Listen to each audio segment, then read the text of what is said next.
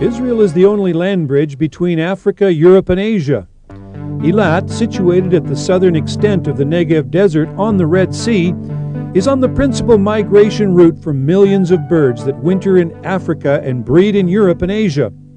In this edition of Israel Vision, you'll meet the award-winning specialist on bird migration, Dr. Reuven Yosef, and his international team of researchers and volunteers as they struggle to establish and maintain a tiny bird refueling station amidst the bustling and prosperous tourist city of Eilat, which clearly caters more to the two-legged paying visitors than to the birds.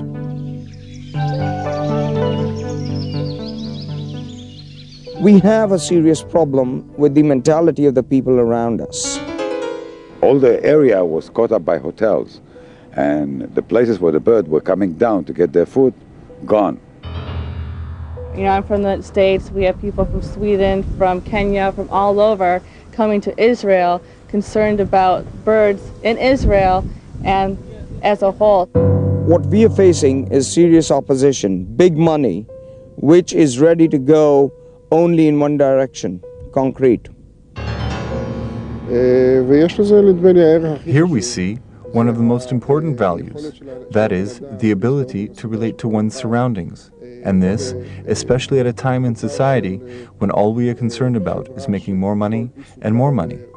I think that this is a place where everybody can show both human morality and his desire to contribute to the environment in which he lives. We're working on the research together, bringing a station, getting trained here in Eilat, and we're doing a good job here with Reuven Yosef, and he's a good teacher. I think it's just interesting how, you know, birds can bring good people together. So Eilat has always been recognized as a scuba diver's paradise. However, many remain unaware that Eilat is also located on one of the busiest avian flyways in the world. An estimated 1 to 1.5 billion birds pass through the area twice a year on their spring and autumn migrations between Europe and Africa. Eilat is the stopover and refueling point for more than 430 recorded species of birds. Without the rest and refreshment received in Eilat's environs, many birds simply could not make it through the harsh and vast desert stretches of over 2,000 kilometers on their mysterious annual journey. The birds are coming from Africa, from sub-Saharan Africa. They have actually traversed the inhospitable habitats of the Sahel, Sahara, and Sinai deserts. And we are the first oasis across which they come where they can stop and refuel. These birds stay here for periods of between a day to a month. And what they're doing is what we call staging. They stop, rest, find food, layer on fat, and then continue the migration to the breeding grounds. I don't think it is appreciated enough how important these staging areas are, because this is not just a refueling area. Because when these birds reach their breeding grounds, all these areas are still frozen over. Food is not yet accessible. So these birds have to make it back to the breeding grounds,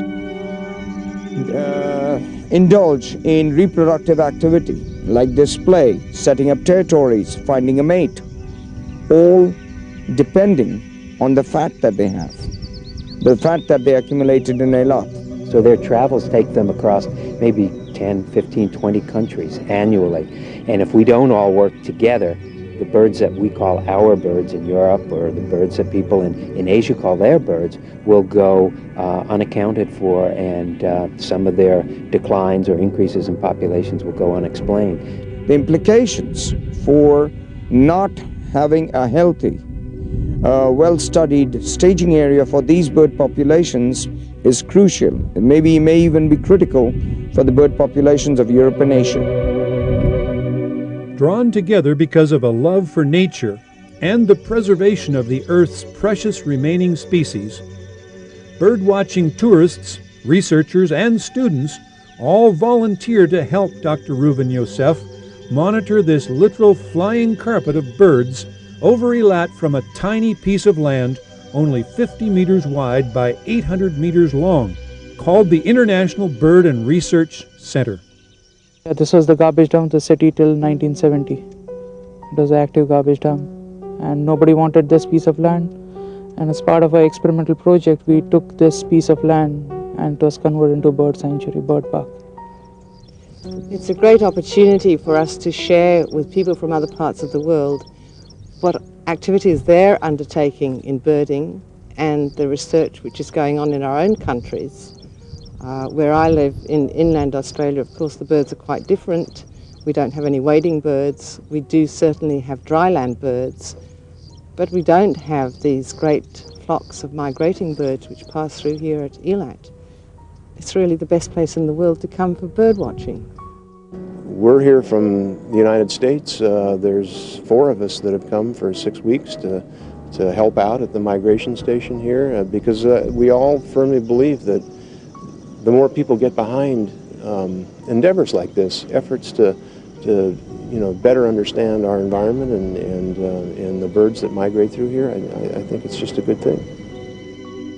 Set in a location of stunning natural beauty, almost 30,000 bird watchers visit the region each year.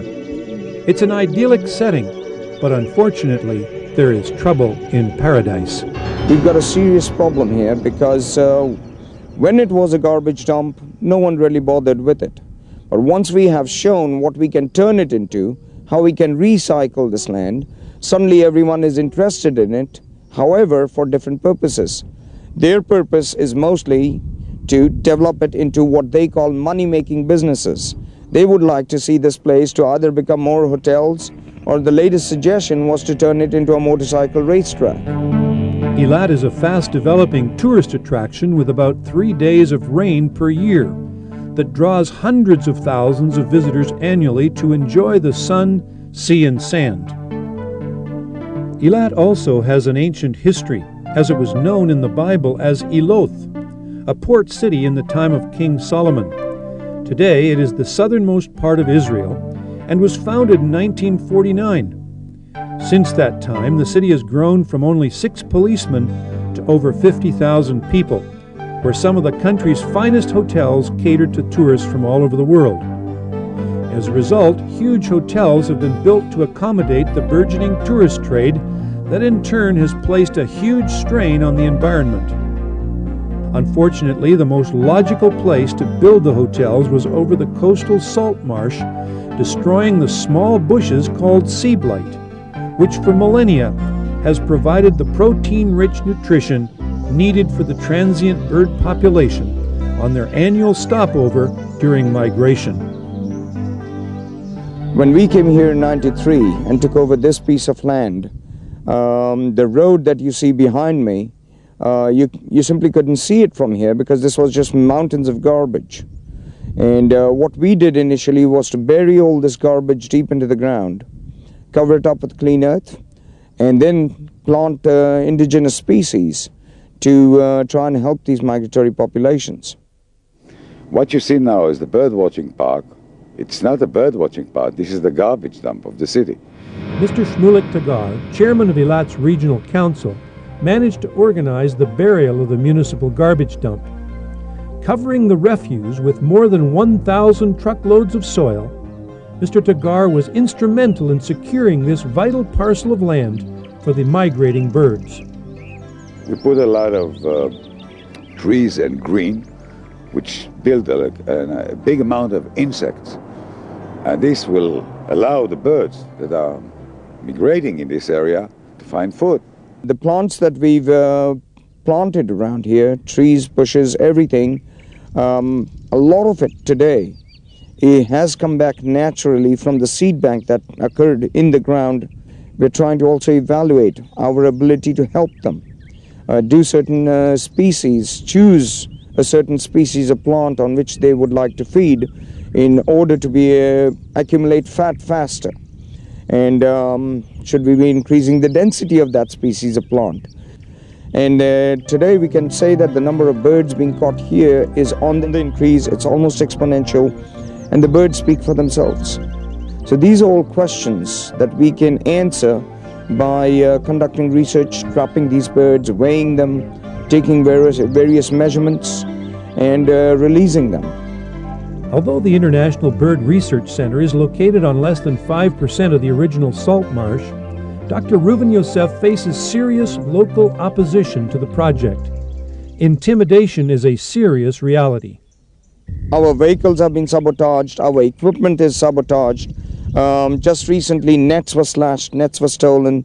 We had a poisonous snake wrapped into one of the nets, a carpet viper. Our dog was hung over here. 2 years ago, our ringing station, the research station with all the equipment in it, was burned to the ground. This is not what the people around here necessarily want, because they would rather see another hotel or 2 more hotels built on this area, which rightfully belongs to the birds. In spite of the threats and malice, the International Bird and Research Center in Eilat continues to thrive and grow through its unique and vibrant research projects. We have an intern program over here where volunteers can come and work with us and they have to volunteer for a minimum of 6 weeks.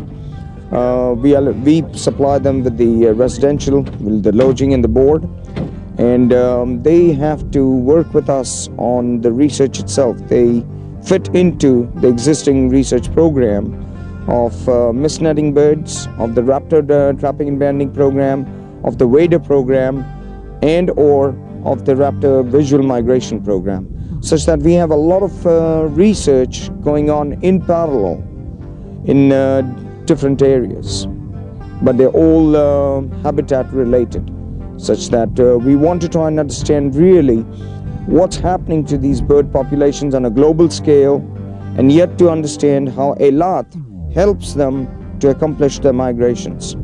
Yes, of course you have to be careful. This is the dangerous part.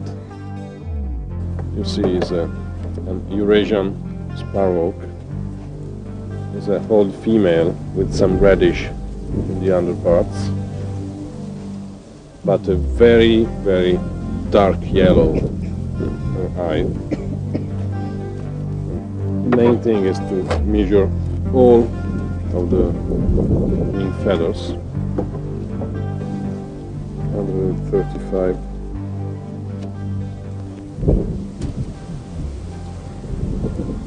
132.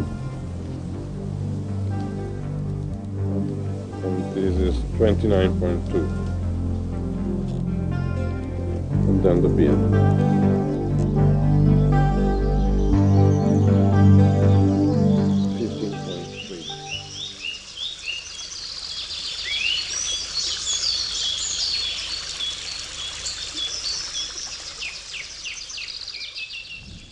Now the trap is funnel-shaped structure with walls on all sides, except at the furthest end, narrow end, we have a mist net which is put up.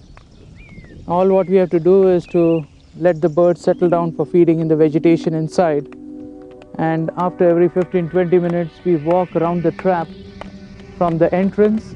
4 people walk in simultaneously, maybe clapping hands or disturbing the vegetation a little bit, so as to push the birds further inside the trap where the mist net is placed, the narrow end. We walk in continuously till we reach the net, and the birds are flushed into the net. Once they are in the net, we take them out, put them in bags, and they're taken to the ringing station. One bird, a lesser whitethroat, ringed in Eilat, was found 40 days later in England, having flown 3,875 kilometers. The bird weighed 10 grams. In order to ring the birds, they must first be trapped, then gently placed in soft collection bags and taken back to the ringing station for banding, measurement, data collection, and release.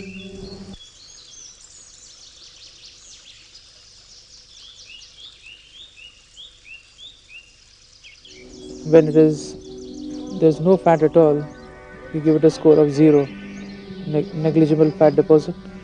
A little bit more, it is 1, 2, 3, and 4 will be bulging out. So this is 0. So the bird has to rest and feed over here in this place. This is what's happening, because they have crossed the desert, they put up everything they have, and they reach over here in exhausted condition. Their fuel tanks are really empty. So they have to refuel over here, maybe a few days, weeks. They'll put on weight, they'll put on fat again, and then they'll continue latter half of the journey to reach their breeding grounds in Europe and Asia. So this bird is ready for release. Go ahead.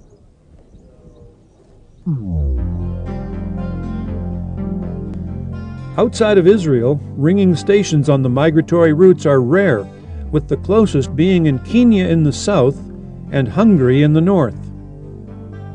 The whole point is to identify the species, to try and quantify them over each year, to trap as many as possible as a sample size, and to evaluate the physiological condition of these birds.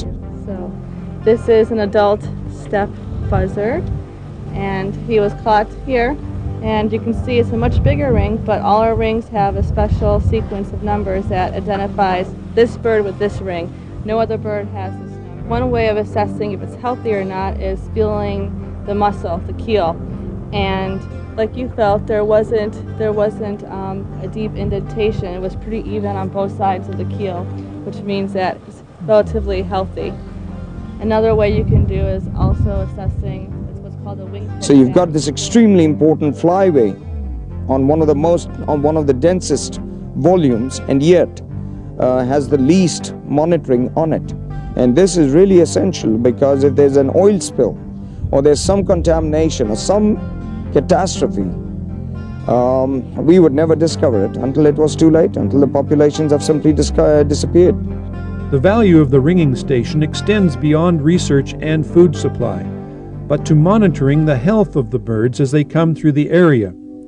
A shocking discovery was made following the Chernobyl nuclear disaster in 1986. In the steppe eagles in '87, we picked up a decrease in the number of birds migrating through the area.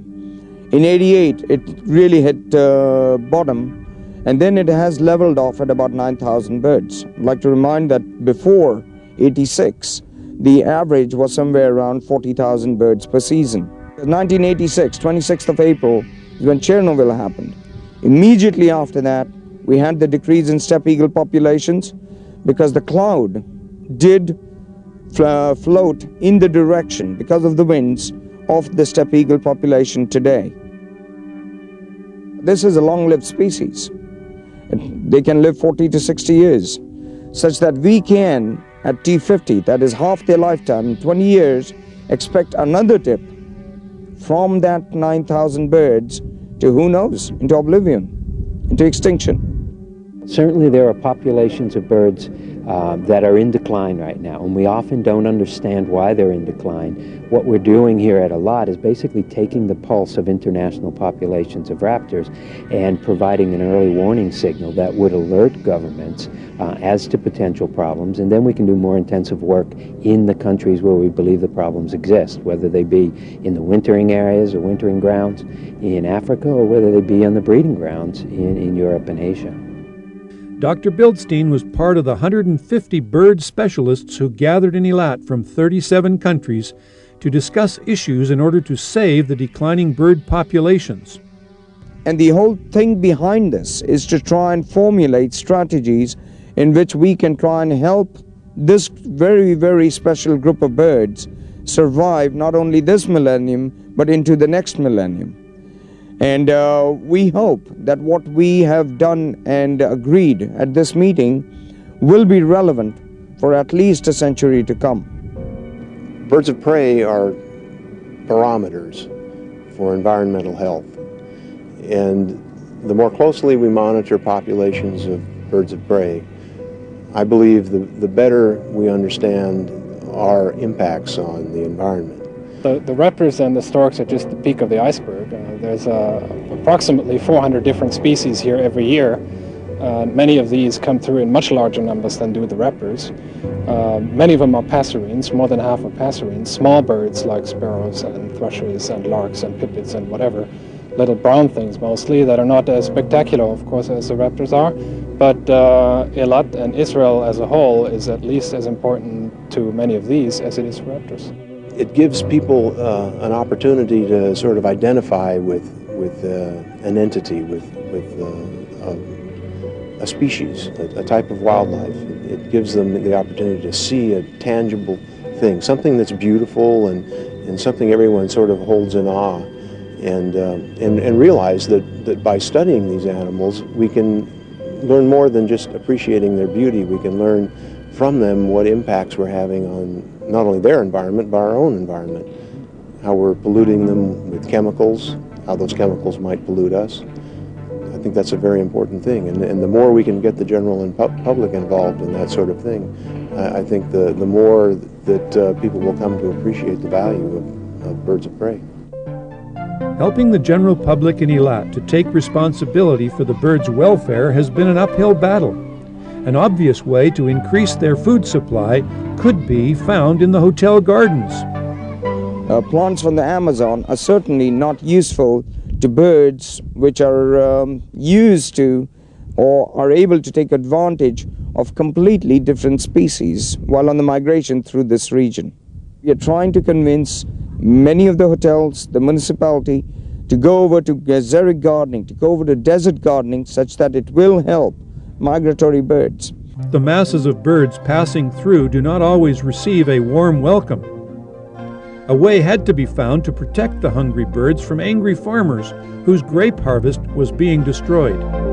What we can see here is our way of averting a conflict between the farmers and the bird populations that are migrating through the area.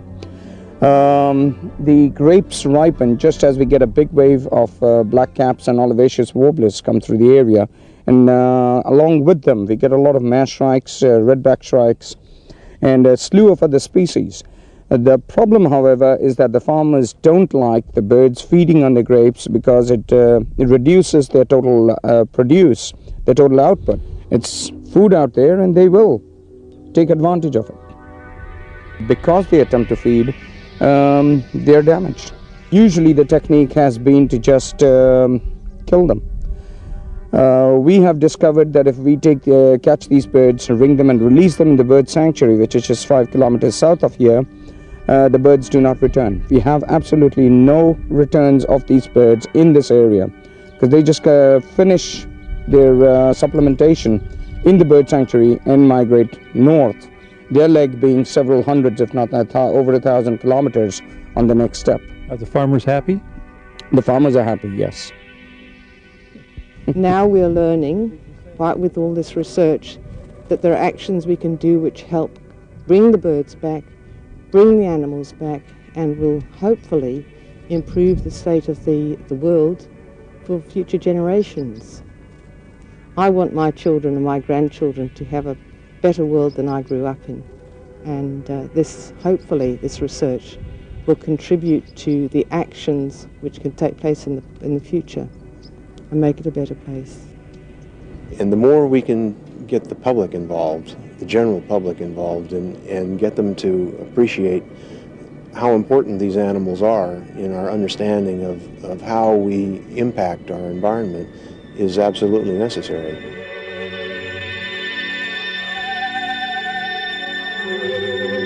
The vital work of the International Bird and Research Center must be continued.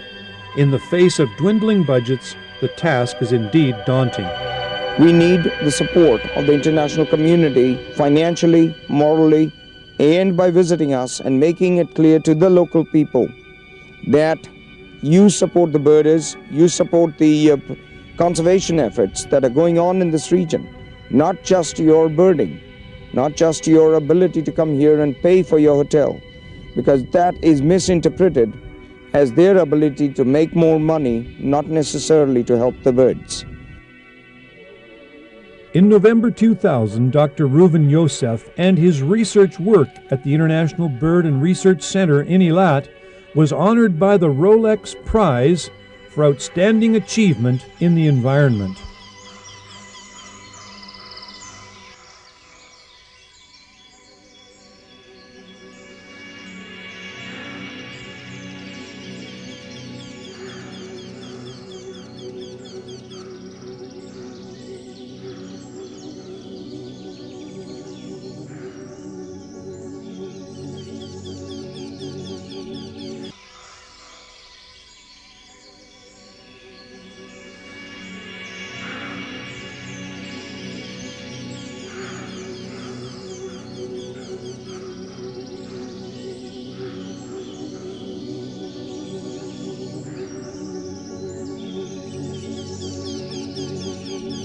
If you'd like more information on how you can participate in this exciting and valuable work, please contact Israel Vision